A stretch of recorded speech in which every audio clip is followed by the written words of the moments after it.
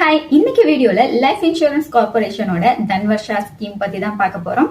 இந்த ஸ்கீம் ஒரு close ended scheme, அதாவது லிமிடெட் பீரியட்க்கு மட்டும்தான் இது பப்ளிக் சப்ஸ்கிரிப்ஷனுக்கு ஓப்பனா இருக்கும்.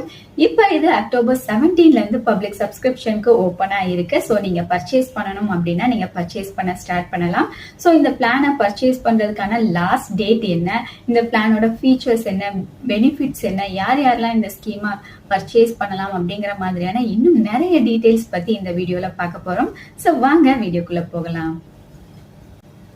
இந்த தன் வர்ஷா ஸ்கீம் ஒரு இன்சூரன்ஸ் ஸ்கீம் மட்டும் இல்லாம ஒரு சேவிங் ஸ்கீமாவும் இருந்து மெச்சூரிட்டி பீரியட் முடிஞ்சதுக்கு அப்புறமா ஒரு லம்சம் அமௌண்ட் உங்க கைக்கு கிடைக்கும்.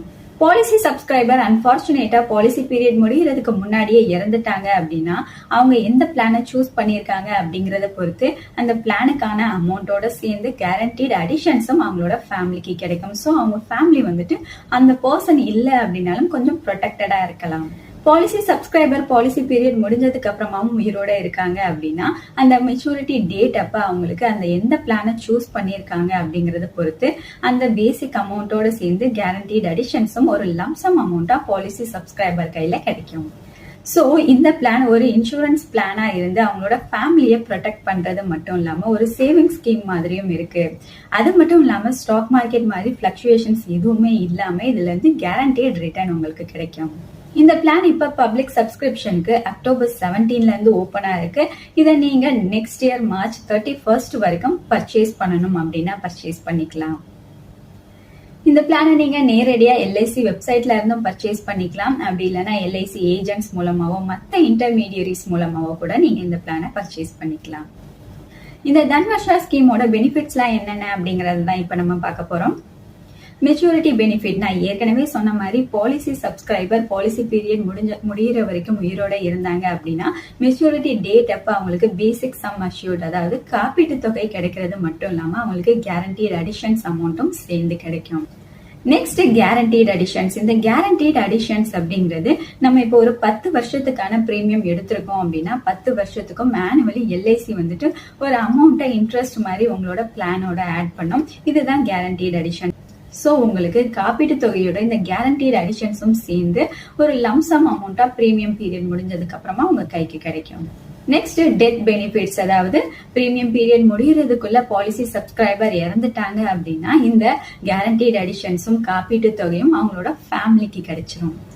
Next loan benefits. நீங்க இந்த பிளானை பர்ச்சேஸ் பண்ணி 3 months முடிஞ்சதுக்கு அப்புறமாவோ அப்படி இல்லைன்னா ஃப்ரீ லுக் பீரியட் எக்ஸ்பைரி ஆனதுக்கு அப்புறமாவோ நீங்க இந்த பிளானை வச்சு லோனுக்கு கூட அப்ளை பண்ணிக்கலாம்.